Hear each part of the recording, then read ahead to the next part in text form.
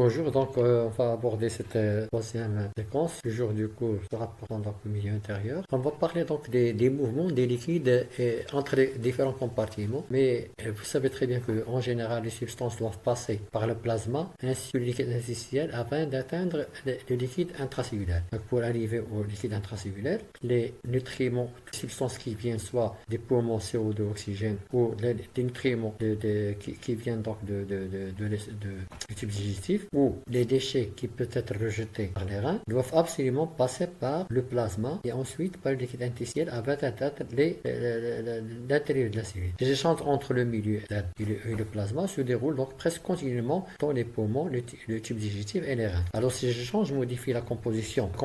Ces échanges entre ces organes et le plasma vont modifier la composition et le volume du plasma. Ils sont rapidement compensés par des échanges entre le plasma sanguin et les deux autres compartiments, ce qui permet donc de rétablir l'équilibre. Les échanges entre le plasma et le liquide interstitiel s'effectuent à travers la membrane capillaire, et les échanges entre le liquide interstitiel et le liquide intracellulaire s'effectuent à travers la membrane plasmique cellulaire, et qui sont donc plus complexes. Alors pour pouvoir comprendre ces différents mécanismes de transport, on va donc rappeler donc les mécanismes de transport, et on va rappeler aussi la structure de la membrane cellulaire. Alors les mécanismes de transport membranaire peuvent être de type passif, actif par des pores ou par des pompes ou par des canaux. Alors, le transport membranaire déplace donc les ions ou les molécules au travers des membranes biologiques, séparant donc le milieu intracellulaire du milieu extracellulaire, ou séparant deux compartiments subcellulaires. Alors la membrane plasmatique, la membrane plasmique ou cellulaire, ou encore plasmème, désigne une fine barrière qui sépare les composantes internes de la cellule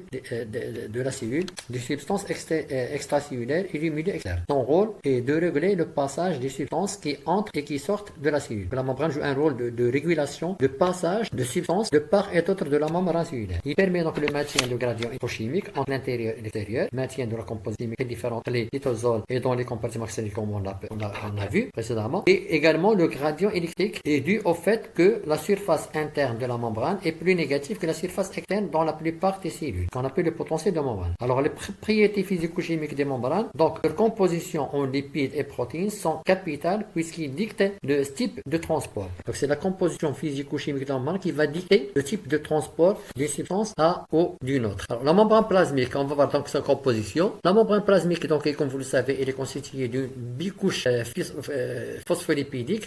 Cette bicouche de phospholipidique est constituée donc d'une bicouche lipidique qui représente 23 à 80%, disposée en double rangée parallèle et stabilisée par du cholestérol. Il est également fait de protéines, 20 à 60% de protéines et de glucides associés de diverses manières à la bicouche. Alors chaque couche phospholipidique est formée d'une tête qui constitue une molécule de glycérol, une molécule d'acide phosphorique chargée négativement, polaire, donc hydrophile. Hydrophile, ça veut dire qu'il ne se mélange pas à l'eau et qui est orienté vers l'intérieur de la membrane. Et également de deux chaînes hydrocarbonées non polaires, hydrophobes, qui ne se mélangent pas avec l'eau et qui sont orientées vers l'intérieur de la membrane, comme on va voir sur le schéma. Une molécule supplémentaire liée à l'acide phosphorique qui confère son identité aux lipides, les que donc se trouvent en face les unes des autres et à l'intérieur de la membrane. Vous pouvez le voir. Donc vous avez la double couche phospholipidique avec les têtes côté extérieur et les pieds du côté intérieur de la membrane. Alors ces structures de la membrane plasmatique, c'est la bicouche lipidique forme la structure de base. Les protéines y sont associées,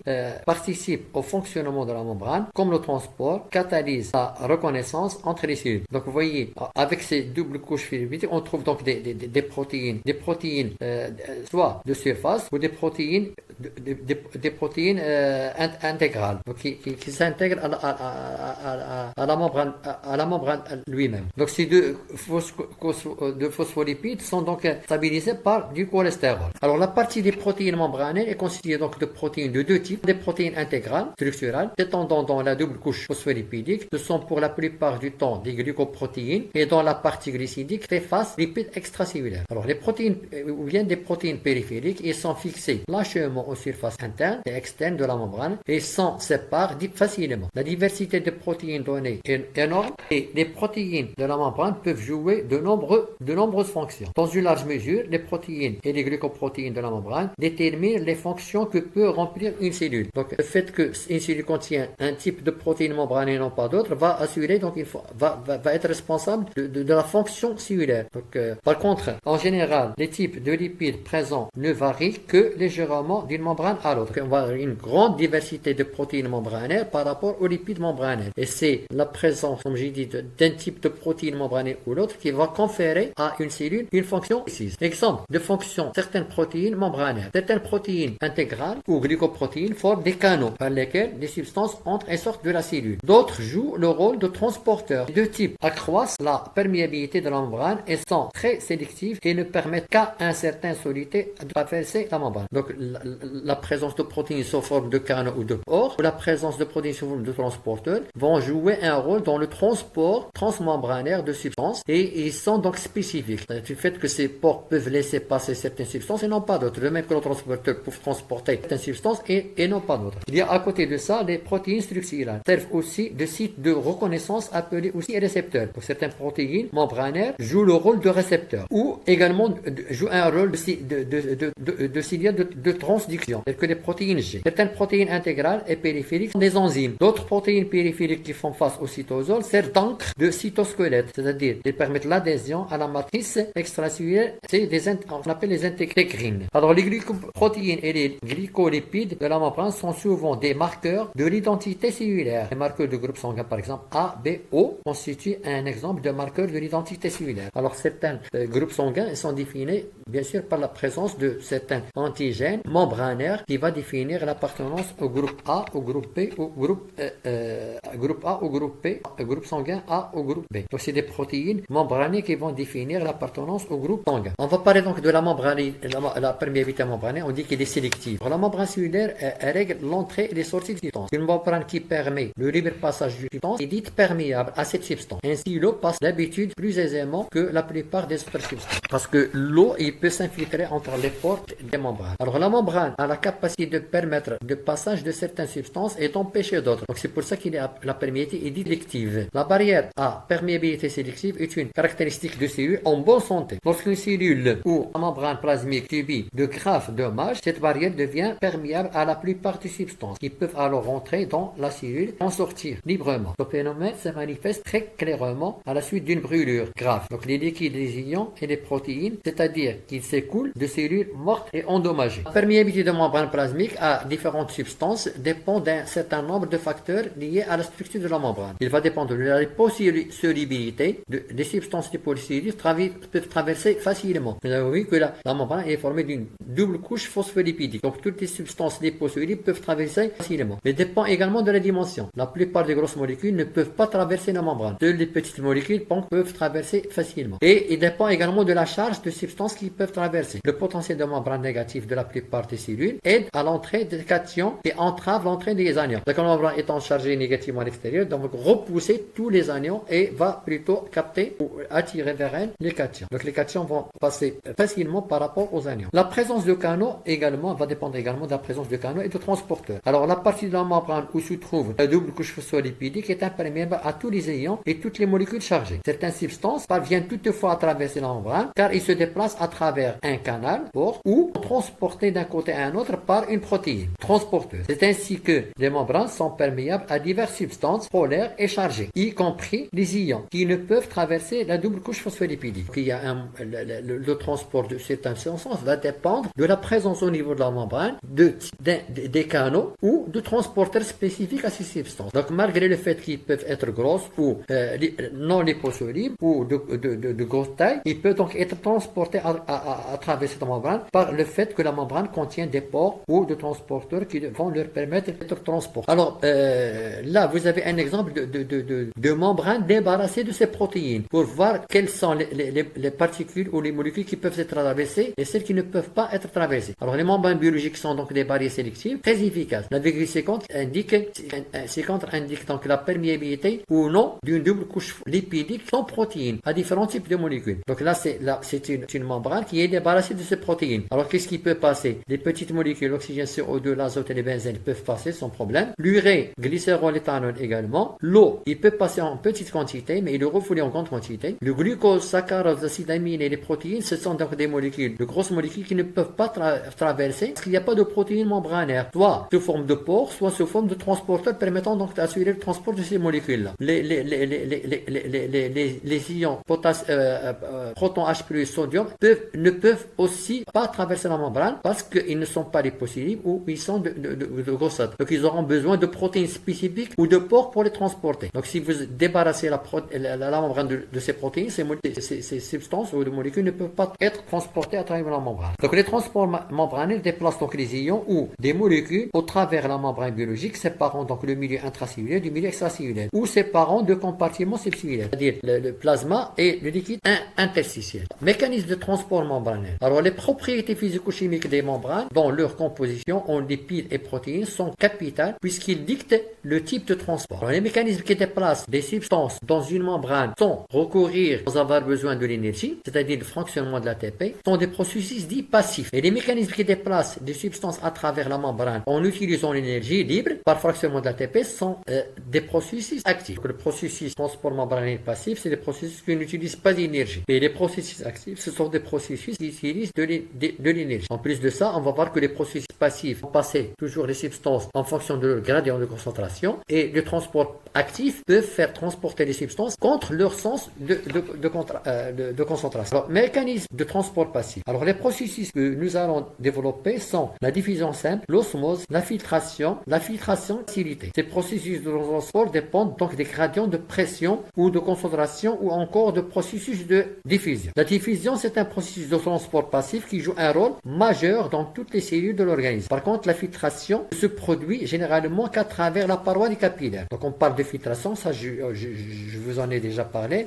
C'est des passages à travers la paroi des capillaires. Filtration ou réabsorption se fait au niveau des capillaires. Alors, en ce qui concerne la diffusion, alors comme l'intérieur de la membrane plasmique est hydrophobe, celle-ci constitue une certaine barrière à la diffusion simple. Cependant, la diffusion d'une molécule à travers la membrane est possible si cette dernière répond à une des conditions suivantes. Soit elle est liposoluble, soit elle est assez petite pour passer dans les canaux de la membrane, ou elle est assistée par une molécule porteuse. Ça, on en a déjà parlé. Donc les molécules solides peuvent traverser, les petites molécules peuvent traverser. Sinon, s'ils ne sont pas liposolubles, s'ils ne sont pas petites, ils ont besoin leur transport a besoin d'être assisté par des molécules porteuses. Alors la diffusion non assistée de molécules liposolubles ou très petite taille est appelée diffusion simple. Par exemple, comme nous avons vu, le transport d'oxygène, des gaz carboniques, les vitamines et certaines hormones et d'alcool donc peuvent traverser la membrane sans problème parce qu'ils sont petites ou ils sont liposolubles. Alors la diffusion assistée est appelée diffusion facilitée. Certaines molécules, notamment le glucose et d'autres sucres, acides aminés et les ions, traversent la membrane plasmique même s'ils sont refoulés par les bouches lipidiques. Soit ils se combinent à des transporteurs protéines membranaires, soit qu'ils empruntent des canaux protéiques. Comme on avait vu, des protéines sous forme de canaux peuvent laisser passer certaines substances ou des transporteurs peuvent faire passer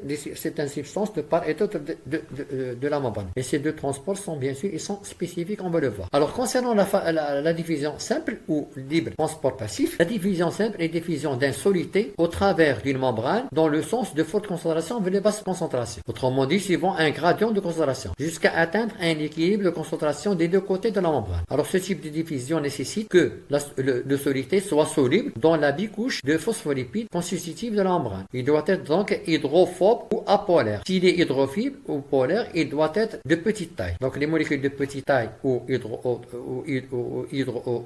hydrophiles, ils peuvent donc traverser la membrane sans problème. Et ce transport appelé donc diffusion simple se fait en fonction de gradient de concentration. Donc vous avez un milieu extracellulaire concentré en cette substance-là, milieu intracellulaire solitaire est possible de petite taille, donc il va pouvoir passer à travers les pores de la membrane. Et ce passage se fait de façon sans utiliser d'énergie, sans avoir recours à de l'ATP. Il va se faire tant que la concentration est supérieure vers l'extérieur par rapport à l'intérieur, et puis jusqu'à atteindre l'équilibre. Alors, les caractéristiques de ce transport sont pas de saturation ni de régulation. Il ne peut jamais être saturé. C'est-à-dire, tant qu'il y a une différence de concentration, le transport peut se faire. Le moteur de la diffusion est l'énergie cinétique. L'énergie qui est donc en concentration plus élevée d'un compartiment par rapport à un autre, des molécules de solidité. Et la vitesse de diffusion dépend du gradient de concentration ou du gradient électrochimique si l'osmolité est un ion. Alors, le transport lent, c'est un transport lent par rapport rapport à la diffusion facilitée. Mais c'est normal, c'est un transport simple. Par contre, s'il est facilité, il va être plus rapide par rapport au transport simple. Alors, l'osmose,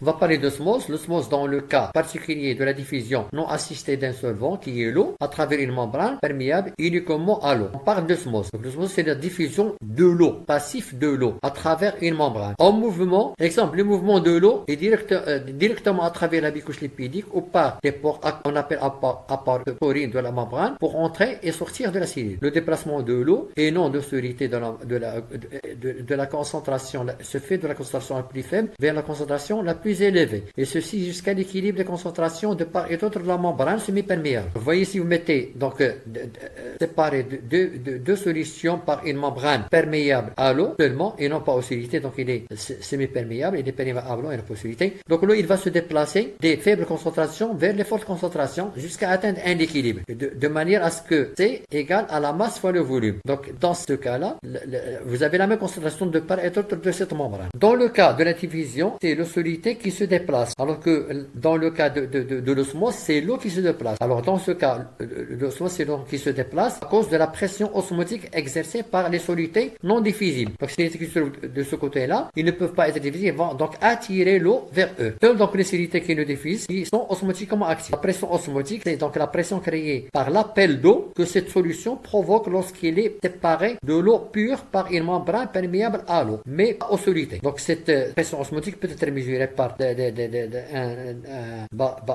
baromètre, par exemple. Alors vous mettez ce baromètre qui est donc qui est subdivisé, qui est gradué. Vous mettez donc de l'eau et puis vous mettez une solution osmotique qui présente une osmolité donnée. L'eau donc il va être attiré et il va repousser donc l'eau vers l'intérieur. On peut donc calculer la hauteur d'eau, cette hauteur d'eau qui va donc donner la valeur de la pression osmotique. Donc c'est des forces qui vont pousser l'eau vers le haut. Passons donc à la diffusion facilitée. Donc comme son nom l'indique, le transport par diffusion simple va être facilité. Alors certaines substances ne peuvent pas diffuser à travers les canaux hors de la membrane parce qu'ils sont soit trop grosses, ni à travers la double couche phospholipidique parce qu'ils ne sont pas liposolubles. Ils peuvent donc cependant traverser la membrane plasmique par diffusion facilitée. Cette diffusion s'opère via des protéines transmembranaires intrinsèques qui sont spécialisées dans le transport de solutés spécifiques et qui peuvent être de différents types, soit sous forme de canaux ioniques qui permettent donc la communication entre les cellules, exemple les jonctions gap, soit sous forme de canaux ioniques qui s'ouvrent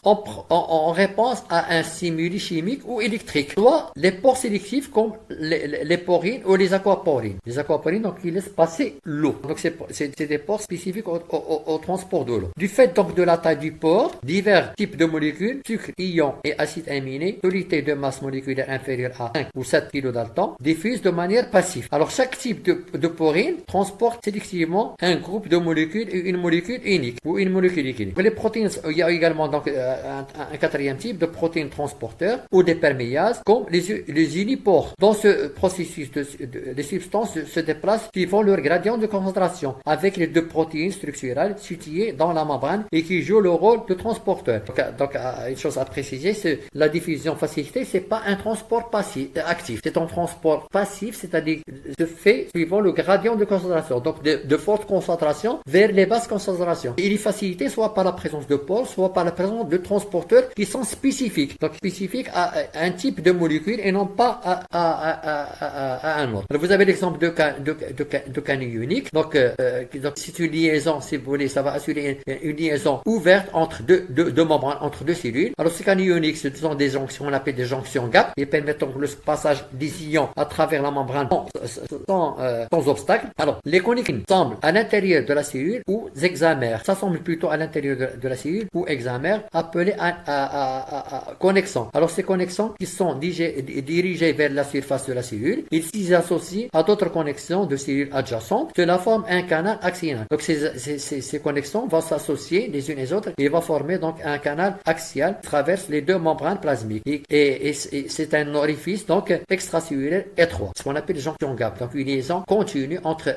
deux cellules adjacentes. Alors les canaux ioniques, exemple de canaux ioniques qui s'ouvrent en réponse à un stimuli chimique ou électrique précis. Alors ce type de canal ionique ouvert permet s'ouvre et se fait par un liant. On a des protéines qui existent dans au moins deux conformations. L'une de ces conformations forme un pore transmembran. Alors le passage d'une conformation à une autre est régulé par la fixation d'un ligand spécifique. La fixation de ce ligand ouvre ou ferme le canal. Alors la vitesse de transport des ions par les canaux ioniques est d'environ 10 à la puissance 7 ou 10 à la puissance 8 ions par seconde. Alors vous avez des canaux qui peuvent être soit en configuration fermée ou ouverte, mais qui est ce qui va permettre l'ouverture et la fermeture, donc la fixation d'un ligand au niveau du canal. Alors le fait que ce ligand va se fixer, la protéine va changer de conformation et va donc s'ouvrir et permettre le passage d'ions à travers donc la membrane. Exemple de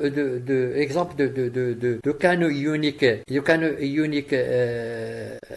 Vous avez donc l'exemple de récepteur nicotinique de l'acétylcholine de type cis-loc. Vous avez le récepteur 5-HT de la sérotonine. Celui-ci va permettre l'entrée de calcium et de sodium et induit une dépolarisation du neurone postsynaptique, ce qui déclenche donc un potentiel d'action. Vous avez le canal Na+CA+, activé par la GMP cyclique via un récepteur rhodopsine couplé à une protéine G. Vous avez indirectement le canal sodium-potassium activé par l'AMP cyclique via un récepteur couplé à la protéine G. On va voir donc l'exemple également de transport facilité du glucose. Alors le glucose est la plus importante substance qui pénètre dans les membranes de nombreuses cellules corporelles par diffusion facilitée grâce à un transporteur. Après donc que le glucose soit fixé au transporteur à l'extérieur de la membrane, le transporteur change de forme et le glucose qui ne peut pas traverser seul la membrane est ainsi libéré dans la cellule. Et vous avez à cause la forte concentration du glucose de part et d'autre de la membrane va faire que ce glucose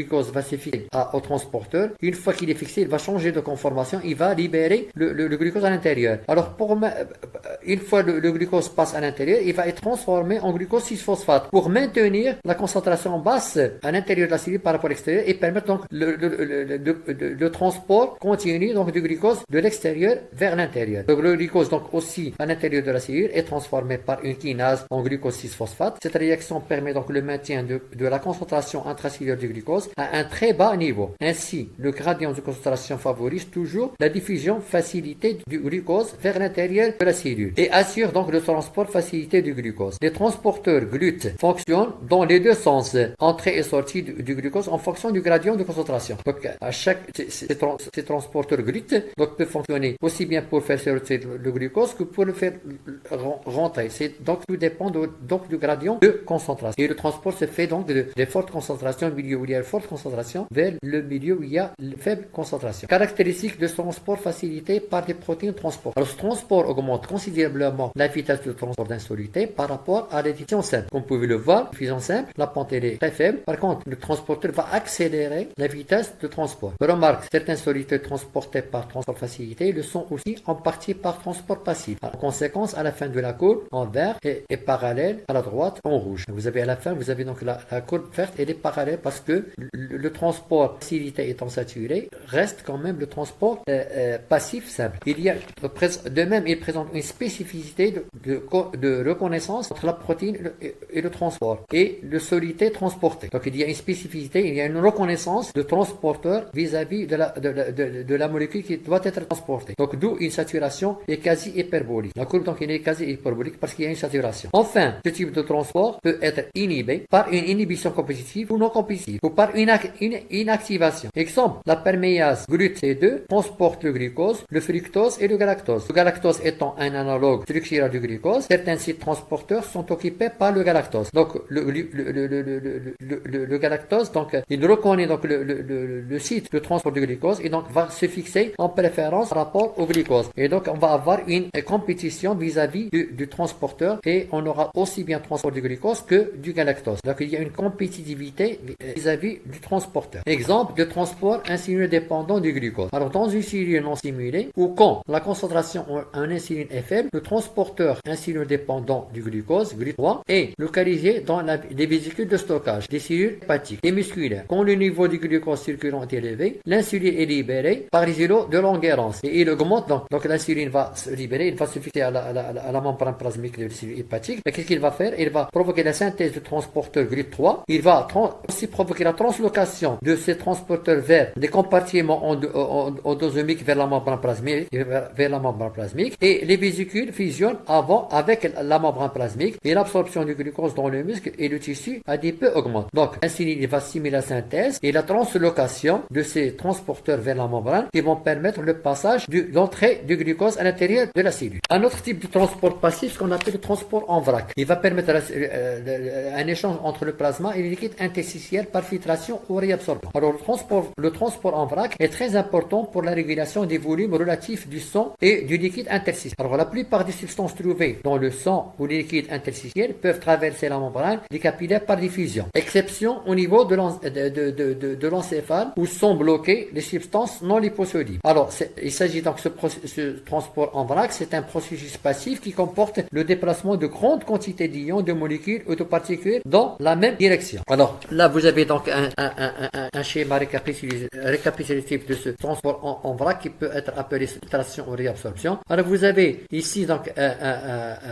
les échanges bien sûr se font au niveau des capillaires sanguins. Au niveau des capillaires, donc il y a un flux de sang qui passe du côté artériel vers le côté veineux. Alors, ce débit est plus important du côté artériel bien sûr du côté veineux. Alors, qu'est-ce qu'on trouve dans ces espaces-là? Dans ces espaces, il y a donc bien sûr au niveau plasmatique, on trouve donc le plasma, les globules rouges et les protéines. Et le sang, il se coule toujours, comme je l'ai dit, du côté artériel vers le côté veineux. Alors, qu'est-ce qui va permettre donc le passage de l'eau ou des substances à travers cette membrane des capillaires? Ce sont deux sortes de forces. Des forces hydrostatiques qui sont dues à la force du sang, qui est propulsée du cœur et qui est très importante du côté artériel par rapport au côté veineux. Et c'est elle qui est responsable du débit, donc du déplacement de l'eau. C'est ce qu'on appelle donc les forces hydrostatiques qui sont dues à l'eau plasmatique. Donc ces forces auront tendance à faire sortir l'eau de l'intérieur des vaisseaux vers l'extérieur. C'est ce qu'on appelle les forces hydrostatiques du sang. À l'extérieur, il existe également d'autres forces hydrostatiques, mais qui sont nulles. Les forces hydrostatiques dues au liquide interstitiel. Alors, la présence de protéines à l'intérieur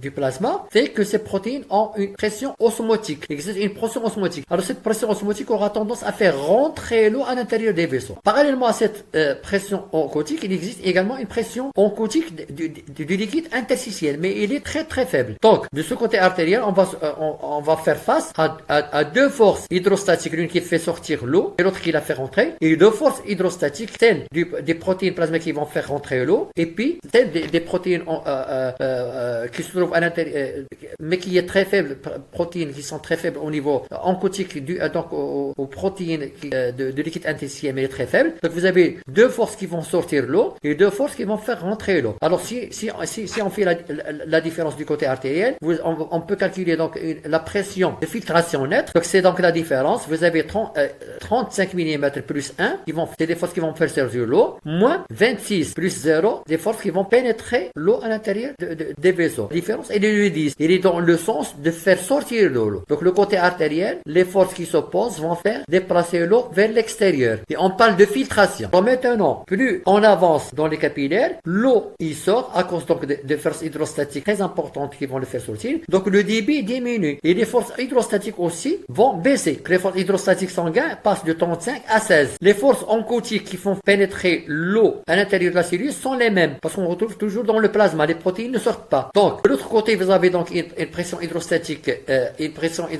faible qui fait pénétrer l'eau à l'intérieur. Et puis, des pressions oncotiques qui font donc, de liquide interstitiel qui sont faits qui vont sortir. Alors, si on fait maintenant la différence des forces qui font sortir l'eau par rapport aux forces qui le font rentrer du côté veineux, vous avez donc 16 plus 1 moins 26 plus 0. Et ça va faire une valeur de moins 9 mm de mercure, mais dans le sens de pénétrer l'eau à l'intérieur des vaisseaux du côté veineux. Alors, cette pression de filtration nette fait rentrer l'eau et on parle de réabsorption. Donc, tout ce qui est filtré du côté artériel à cause de la grande force hydrostatique qui se trouve du côté artériel va être réabsorbé à cause d'une faible pression hydrostatique du côté veineux et la plus grande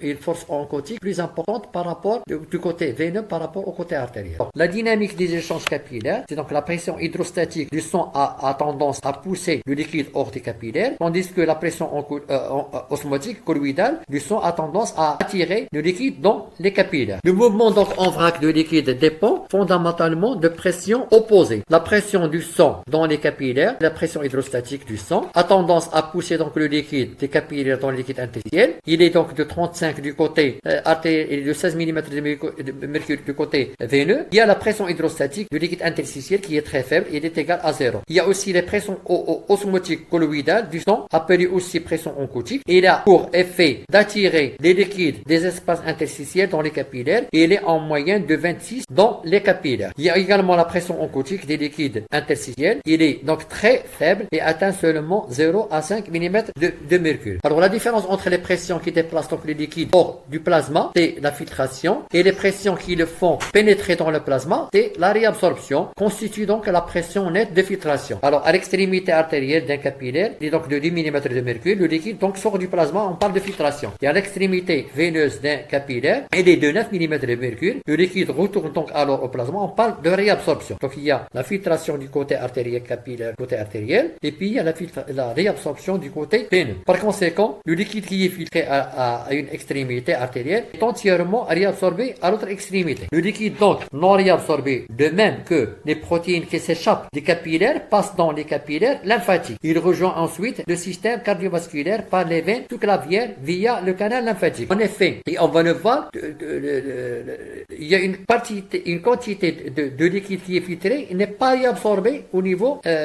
capillaire. Donc il va être filtré, il va être réabsorbé plutôt dans les capillaires lymphatiques, qui va les remettre à l'intérieur, dans la circulation générale. Alors maintenant, on va donc aborder les mécanismes de transport actifs, après avoir donc vu les mécanismes de transport passifs. Alors les mécanismes de transport actifs, dans tous les cas où la cellule consomme l'énergie de liaison de l'ATP pour faire passer les substances à travers la membrane, on parle de mécanismes actifs. Donc, vous vous rappelez tout à l'heure, les mécanismes passifs n'utilisent pas d'énergie et les mécanismes actifs utilisent l'énergie. Alors normalement, une substance traverse la membrane par un mécanisme actif, c'est que aucun des mécanismes de transport passif ne lui permet de passer dans la direction voulue. Il se peut que cette molécule soit trop grosse pour s'engager dans les canaux, ou qu'elle ne puisse pas se dissocier dans la couche lipidique, ou que leur déplacement doit se faire contre un gradient de concentration. Alors, donc toute cellule qui est trop grosse ou qui n'est pas liposoluble, ou qui ne peut pas se déplacer à cause de son gradient de concentration, peut l'être par ce transport actif. Alors, les deux principaux mécanismes actifs de transport sont donc le transport actif et le transport vésiculaire. Ce transport vésiculaire qu'on va utiliser, tel que l'endocytose, l'exocytose et la phagocytose. Et là, je vais parler uniquement de transport actif. Alors, transport actif, il existe de deux types de transport actif. Le transport actif primaire, qui utilise obligatoirement l'ATP comme donneur d'énergie. Alors, les protéines membranaires catalysant un transport actif primaire sont appelées des pompes. L'hydrolyse de l'ATP est une réaction exergonique dont les pompes membranaires récupèrent l'énergie pour transporter des ions ou des solutés contre leur gradient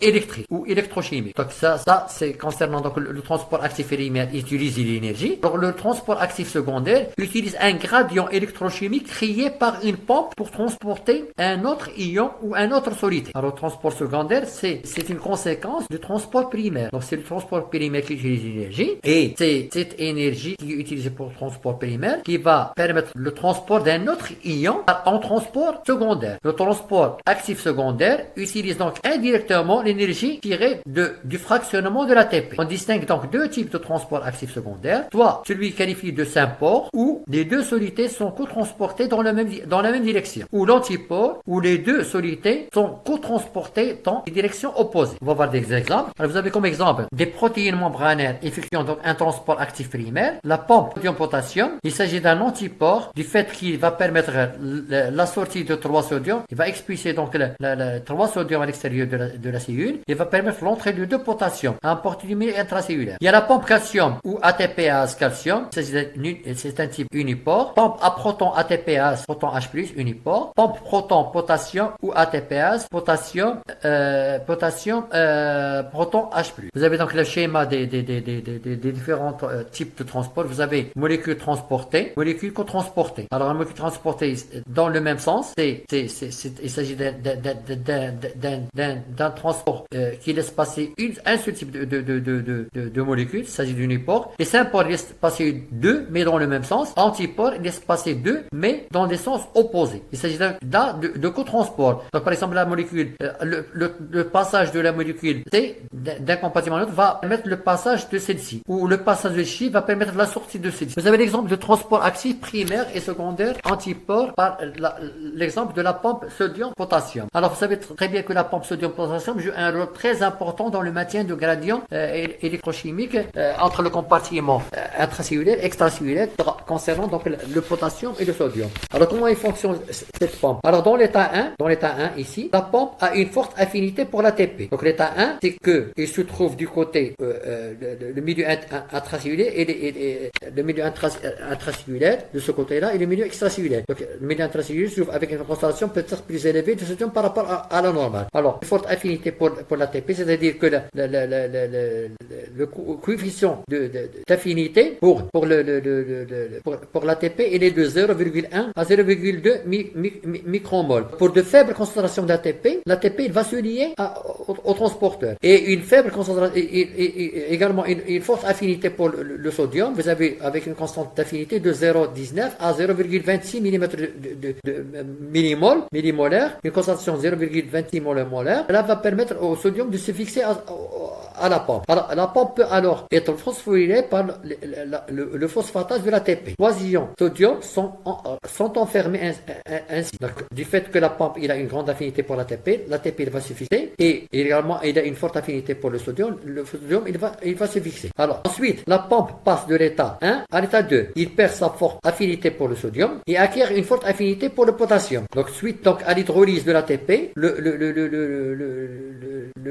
la pompe va changer de conformation. Il va changer de conformation. Il va donc avoir une forte affinité pour le potassium, une faible affinité pour le sodium. Donc il va s'ouvrir, il va libérer le sodium à l'extérieur. Il va donc fixer le potassium. Deux ions de potassium s'associent donc à la pompe. La liaison du potassium provoque une déphosphorylation spontanée de la pompe qui renferme deux ions potassium. Donc vous avez la phosphorylation qui a été faite par l'hydrolyse de l'ATP. Donc une fois que le potassium est fixé, va provoquer la déphosphorylation de la pompe. Une fois la pompe déphosphorylée, il va donc voir son affinité pour le potassium baisser. Il va donc libérer le potassium à l'intérieur de la cellule et ainsi de suite. Donc la liaison du potassium provoque une déphosphorylation spontanée de la pompe qui renferme deux ions potassium. L'ATP donc intracellulaire facilite donc le relargage d'ions potassium, ce qui provoque un passage de l'état E2 à l'état E1, alors que l'affinité de l'ATP avec la pompe de l'état à l'état E2 était très faible et elle redevient donc importante à l'état E1. Donc le cycle peut donc recommencer plusieurs fois et ainsi de suite. Donc il ne faut pas oublier qu'il s'agit à chaque fois d'équilibre chimique. Donc c'est la juxtaposition de tous ces états parmi une grande population de canaux aboutit à un flux net d'ions sodium vers l'extérieur ou d'ions potassium vers l'intérieur, comme on a vu dans le cours la séquence précédente. Alors ces pompes bien sûr utilisent de l'énergie. Alors cette consommation d'énergie dans la majorité des cellules, la pompe utilise environ 25% de l'ATP cellulaire. Alors pour les cellules sécrétrices et les neurones, ils utilisent environ 70% de l'énergie cellulaire. Alors chaque pompe hydrolyse environ 100 molécules d'ATP par seconde. Alors ces transports bien sûr ils peuvent être inhibés. Ils peuvent être inhibés par l'ouabaïne lorsqu'il est appliqué à l'extérieur de la cellule. Il a la propriété donc inhiber les ATPases. Donc l'ouabaïne c'est un poison. Donc si vous utilisez l'ouabaïne, vous arrêtez donc les échanges ioniques et c'est la mort. Alors c'est quoi le rôle de cette pompe sodium-potassium? Alors il permet donc le maintien de deux gradients ioniques sodium-potassium. C'est une question que j'ai souvent posée à l'examen. Donc comme son nom l'indique, pompe sodium-potassium, il permet donc le maintien de gradients ioniques entre les compartiments sodium et potassium qui sont indispensables à la propagation des signaux électriques dans les nerfs et les muscles. Ils ont un rôle majeur. Il permet donc le transport actif qui transporte de nombreuses molécules, glucose, acides aminés, phosphate, nucléotides, les bicarbonates et le chlore. Donc comment il permet ceci? On va voir un exemple. Donc on transporte du glucose dans le diapo qui suit. Car le gradient de sodium est aussi utilisé comme source d'énergie pour le transport. Et vous allez voir, donc la pompe, lorsqu'il fait sortir le sodium, il va créer un gradient de sodium. Le sodium aura tendance à rentrer dans la cellule et en rentrant dans la cellule, il va co-transporter certaines substances comme le glucose, les acides aminés, ainsi de suite. Alors, il permet également le maintien de la pression osmotique, la concentration élevée en sodium et en chlorure dans le milieu extracellulaire contrebalance la concentration élevée de molécules organiques dans le cytosol. l'aérosol, ce qui prévient un flux net d'eau dans la cellule. Le gradient maintient donc la pression osmotique ainsi que le volume cellulaire. Donc le rôle de la pompe, c'est de maintenir le gradient de concentration de sodium à l'extérieur par rapport à l'intérieur. Et c'est ça qui va permettre le maintien du volume intracellulaire ou extracellulaire. Exemple de transport actif secondaire, transport du glucose. Alors il s'agit du transporteur actif via la pompe sodium-glucose. C'est un transport secondaire au transport du potassium et du sodium par la pompe sodium-potassium. Alors ces Saint-Port utilise le gradient transmembranien de sodium généré par la pompe ATPase. Alors pour comprendre, vous savez très bien, vous avez à l'intérieur de la cellule avec une concentration très élevée de potassium et faible en sodium. Alors que l'extérieur, vous avez une grande concentration en sodium et en potassium. Et ceci grâce à la pompe sodium-potassium. Donc il fait sortir le sodium et fait rentrer le potassium. Donc il crée un gradient de concentration de sodium de l'extérieur par rapport à l'intérieur. Donc ce gradient de concentration va faire rentrer le sodium du fait de sa forte concentration externe par rapport à l'intérieur. Alors le sodium en pénétrant à l'intérieur, il va co-transporter le glucose. Là, il va co-transporter le glucose, donc il s'agit d'un transport actif secondaire. Ça n'utilise pas d'énergie ici, mais il est co-transporté par le sodium. Et le transport de sodium se fait de manière passive et facilité par les pores. Alors là, ensuite, le glucose, une fois à l'intérieur, il va diffuser à l'extérieur par une diffusion facilitée par les transporteurs GLUT, c'est-à-dire le transporteur de glucose. Donc cette entrée de glucose par transport actif secondaire va augmenter la concentration du glucose à l'intérieur de la cellule, qui va donc pouvoir diffuser à l'extérieur par un transport simple, diffusion simple. Donc vous avez un transport actif primaire qui utilise l'énergie, qui va donc créer le gradient de concentration du sodium, et puis un transport actif secondaire, sodium, à cause du gradient de concentration créé par le transport primaire actif. Alors le transport actif primaire utilise donc l'énergie transportée insolité contre son gradient de concentration, mais ce gradient devient à son tour une source d'énergie. En effet, si le même soluté est transporté, cette fois dans le sens de son gradient de concentration, l'énergie qui est libérée peut être utilisée pour transporter un autre solide. Donc vous avez vu donc l'énergie qui a été utilisée, il va servir à retransporter le sodium à l'intérieur de la cellule et donc co-transporter le glucose. J'espère que vous avez bien compris un peu ces mécanismes. Donc en récapitulatif, donc concernant donc, les transports, donc vous avez donc deux types de transport passif et actif. Ils ne nécessitent pas d'énergie car ils se font dans le sens du gradient de concentration. Par contre, le transport actif nécessite d'énergie car il se fait contre le gradient de concentration. La diffusion directe ou simple, les molécules liposolubles diffusent dans la membrane. La diffusion facilitée, les molécules utilisent donc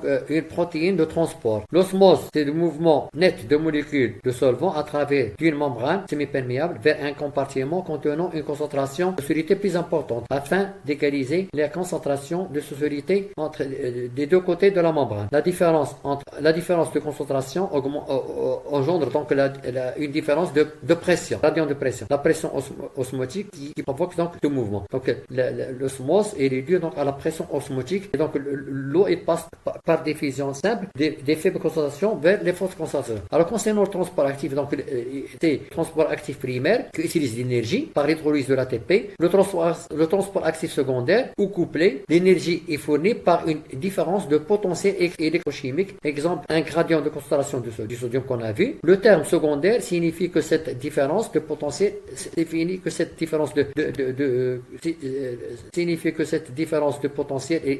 électrochimique résulte d'un transport actif primaire. Exemple, pompe sodium et l'hydrolyse de l'ATP. Donc, le Saint-Port transport simultané dans le même sens de deux espèces chimiques, alors que l'antiport, au contraire, donc il transport successif dans le sens opposé de deux espèces chimiques comme on a pu. Donc, vous avez également un autre résumé récapitulatif du transport membranaire, utilisant l'énergie, utilise l'énergie résultant des mouvements de molécules, pas besoin donc d'hydrolyse d'ATP, diffusion simple ou diffusion facilitée, utilise l'énergie, hydrolyse de l'ATP, transport primaire et le transport secondaire qui n'utilise pas d'énergie. Alors vous avez le mécanisme de transport actif, l'endocytose, exocytose, la phagocytose, transport médié par une vésicule membranaire, invagination de la membrane et plasmique. Ça, on ne va pas le détailler. Vous avez un autre schéma récapitulatif des différents composants. Diffusion simple de forte concentration vers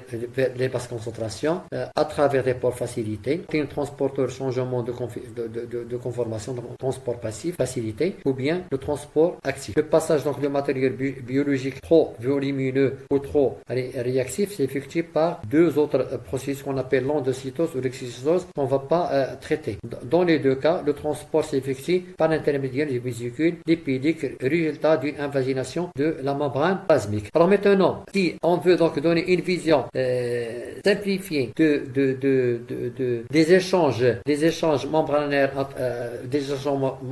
on peut donc faire débuter l'histoire de la cellule par la création de gradients électrochimiques grâce à l'activité des pompes principales, la pompe sodium-potassium, pompe calcium et la pompe potassium. Donc ces pompes vont permettre un transport actif de ces différents ions. Donc ça va créer un gradient de concentration de part et d'autre de la membrane. Comme on le connaît, donc il y a un gradient de concentration de potassium, de sodium, de calcium et de chlore grâce à ces pompes transport actifs. Alors le gradient par exemple de sodium créé par la pompe sodium-potassium est utilisé pour créer d'autres gradients de sucre, d'acides aminés par des transporteurs et des ions par des échangeurs. Donc ce gradient-là, il va provoquer donc le transport de substances nutritives à travers d'autres ions, par co-transport. Alors, il en résulte une multitude de gradients électrochimiques pour les ions sodium, potassium, calcium, etc. Ces gradients seront donc utilisés par les canaux ioniques afin de développer et de réguler les fonctions de signalisation, de contraction, de communication, de déplacement et de transport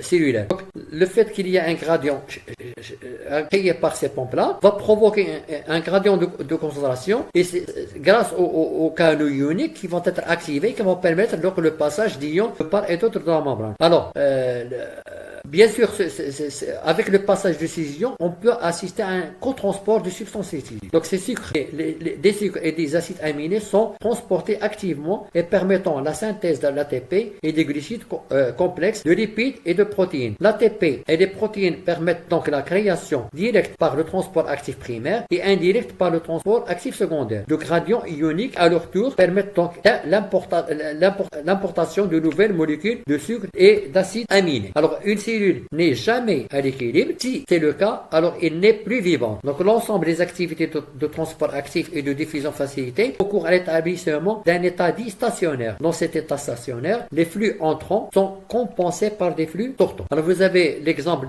de transport intestinal de certaines substances. Vous avez donc la lumière intestinale et la paroi intestinale. Le glucose, par exemple, il est transporté d'une manière active secondaire liée au sodium pour donc pénétrer à l'intérieur donc de la paroi intestinale. Le fructose, il s'agit également d'un transport facilité. Il va se retrouver à l'intérieur et ensuite il va passer à l'extérieur vers le milieu interstitiel de manière diffusion facilitée aussi. Les acides aminés, transport actif au transport actif secondaire lié au sodium. Les dipeptides et les tripeptides, ils sont transportés également par un transport actif secondaire lié au proton H+. Les acides gras à chaîne courte, il se fait par un transport simple. Les acides gras à chaîne longue ou les monoglycérides se fait également par une diffusion simple. Donc, ils sont réabsorbés, ils passent dans la paroi et ensuite ils sortent de la paroi de cette manière. Les acides aminés se font par diffusion. Les lipides ou les acides gras également par diffusion et indiffusion. Donc, vous avez donc absorption par osmose, diffusion ou transport actif. Alors, j'arrête donc cette session.